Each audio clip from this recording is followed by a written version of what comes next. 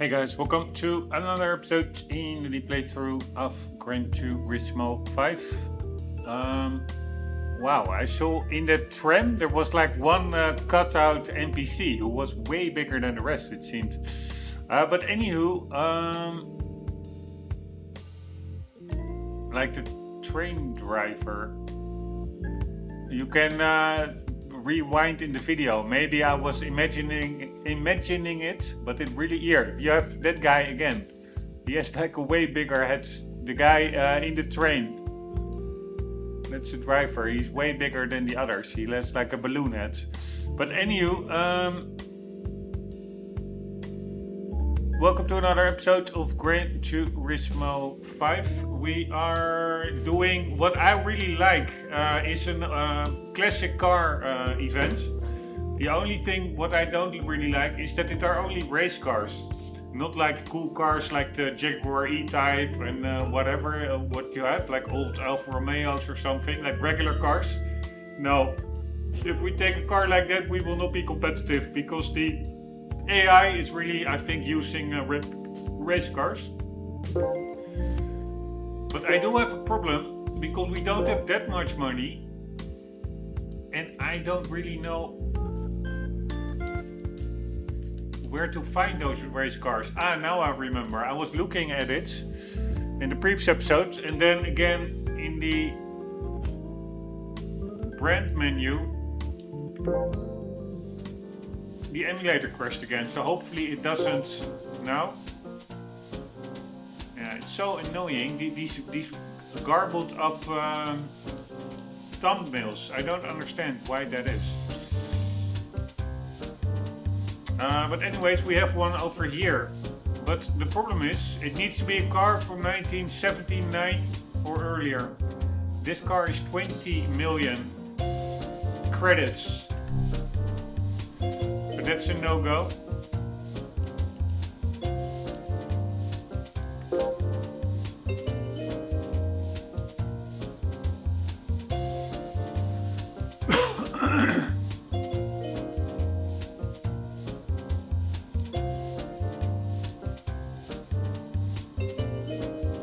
There's a lot of graphical glitching going on. God damn it.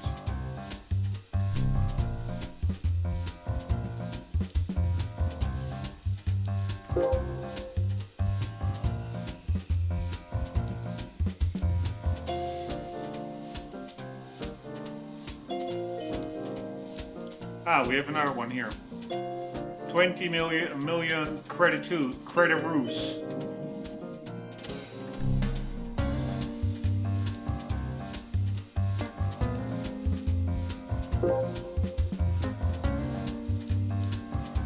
Why are there Ferrari emblems here?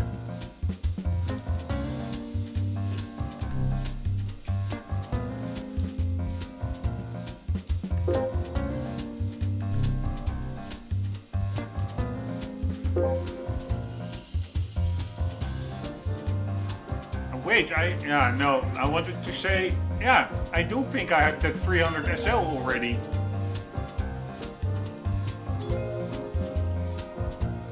And that is what year? 54. Yeah, it will not be competitive probably. Alright, this normally was not the case. Normally these brands were pretty okay, but even this is now totally messed up. A little bit tiresome.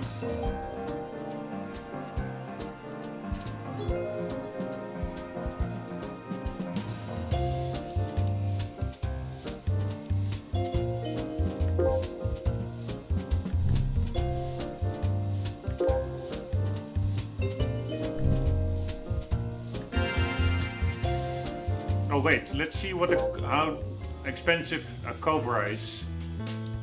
Now it does. Now it's fixed.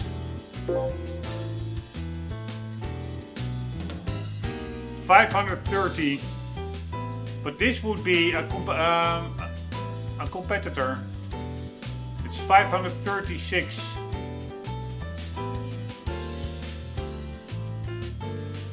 PP. So yeah, either I sell a car, but I would like to have all the cars because I use them.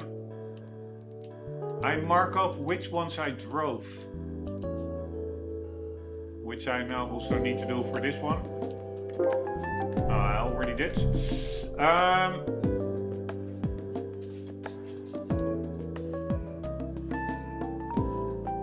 And I don't really have duplicate cars.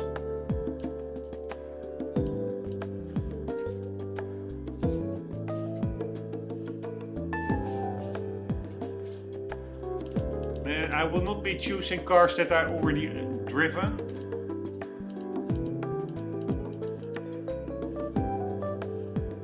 Or maybe I could do that.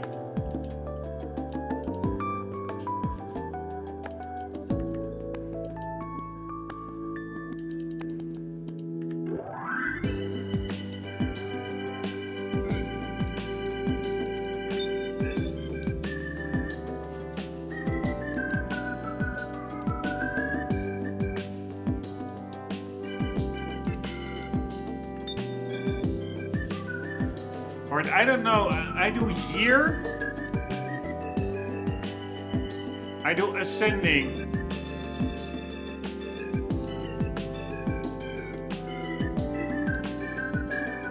But if I do or descending. If I do ascending, that doesn't do anything.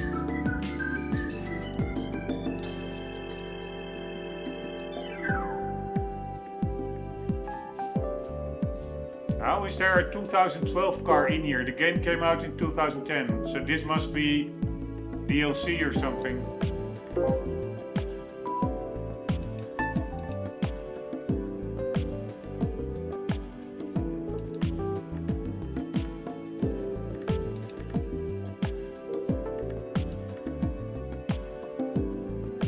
Alright, why is that not working? Here, I'm going from ascending to descending.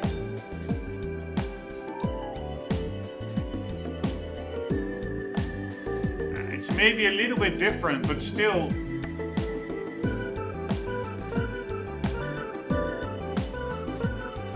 It makes no sense. 2012 car.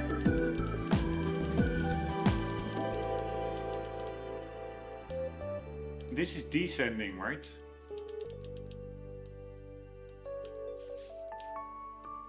But then why is this car here?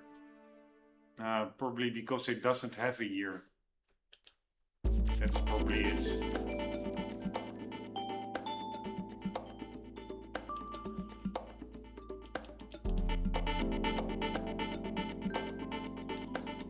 Yeah, all these cars don't have a year. Here! We have a nice Cobra Chrome line. A DLC car. I guess that would be a good choice.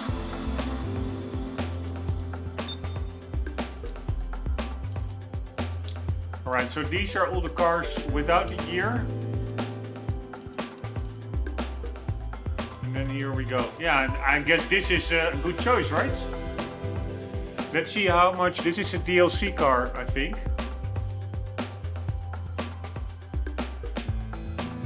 Compared to the base Cobra.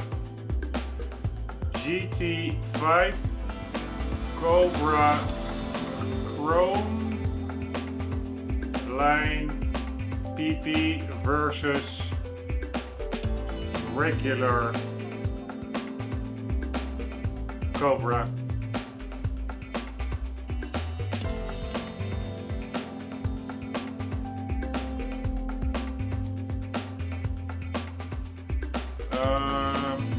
Yeah, 540.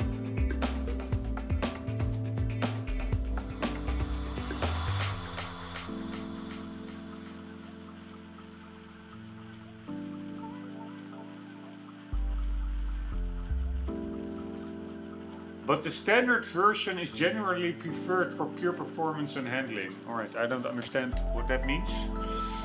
But I don't have money for the standard version anyway. But let's quickly see what the regular one is.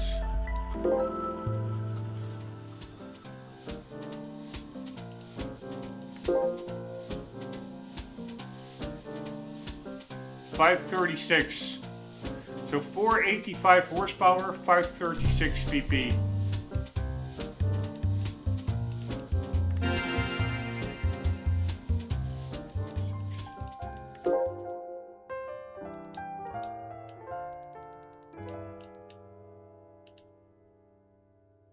Yeah, 536, 540. And did I say 485 horsepower, 492 horsepower? So it's very comparable.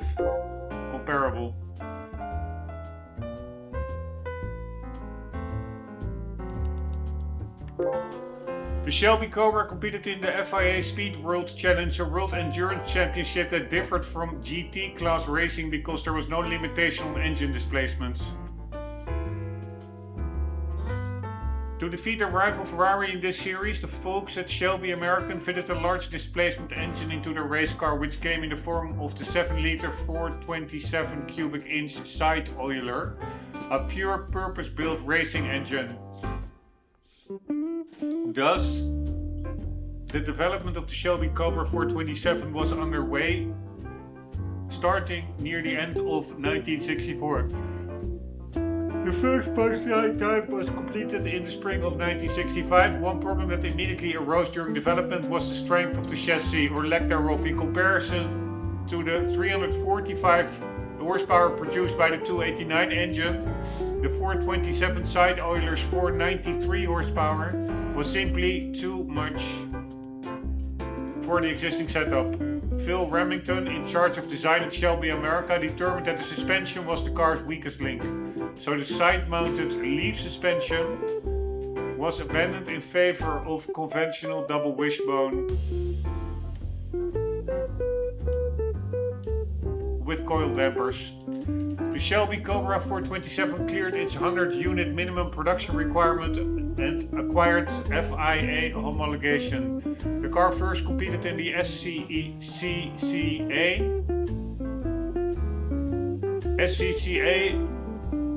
a production class,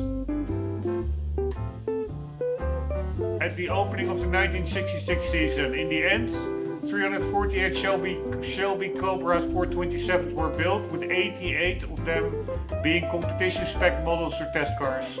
The 427 SC is a road-going model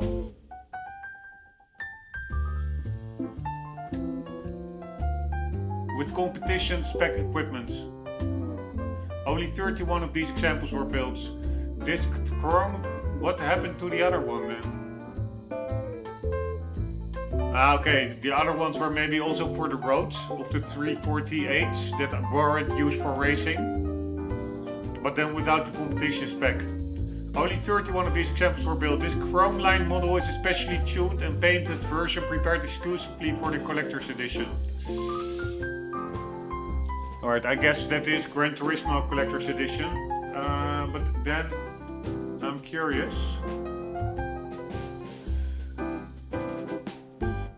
What does SC stand for in 427 Cobra? Semi-competition. Ah, of course.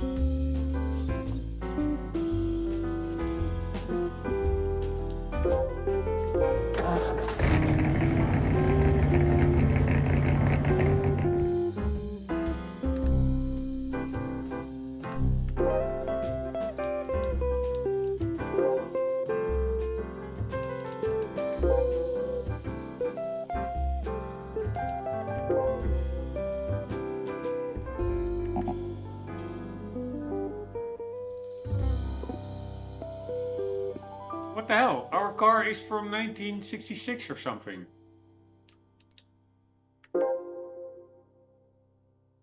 Yeah, it probably doesn't have a year at all. So then the game thinks it's newer. That's why I didn't see it earlier when looking for suitable cars.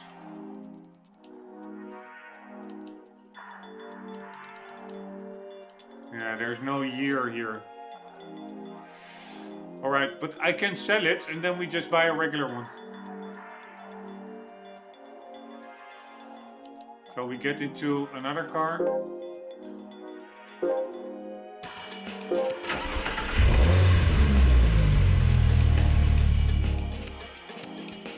Yeah, or actually not. I don't want to sell DLC cars because that messes up the economy. Then I can just as well sell them all because they're all duplicates, mostly duplicates of other cars. They just have a different livery.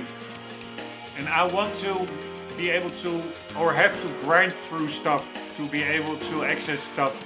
Because then it makes it more worthwhile in my view. Anywho, let's see what we have here.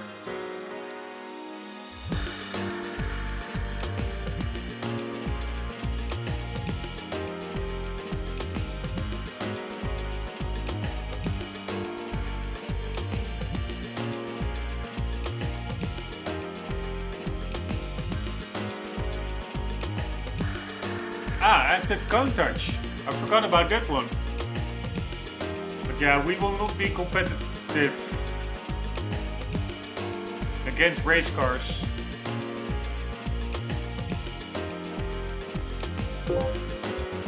But we can try.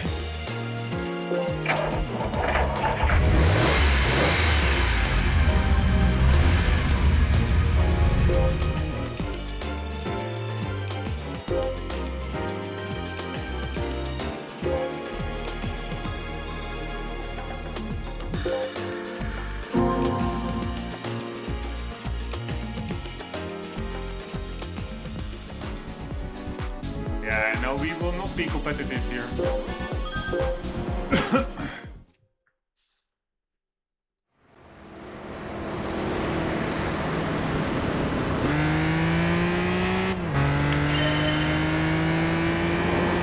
Holy shit.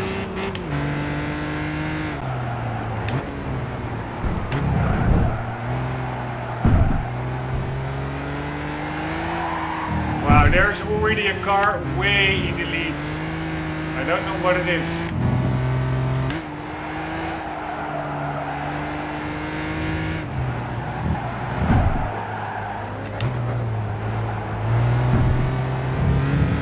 I'm getting trolled here.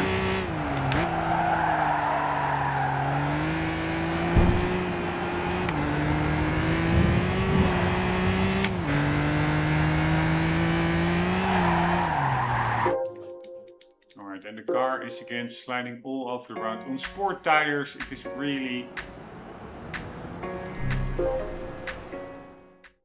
super slippery.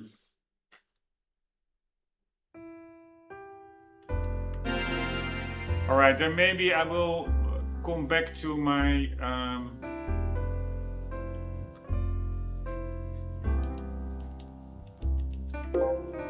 notes on not selling DLC cars, because I can either skip the, yeah, that's also something we can do another event. Yeah, that's probably best. I will only sell cars if they're duplicates and if I bought them myself. Or I win them as a prize car and they end up being duplicates. But, alright, now the music is just cutting out.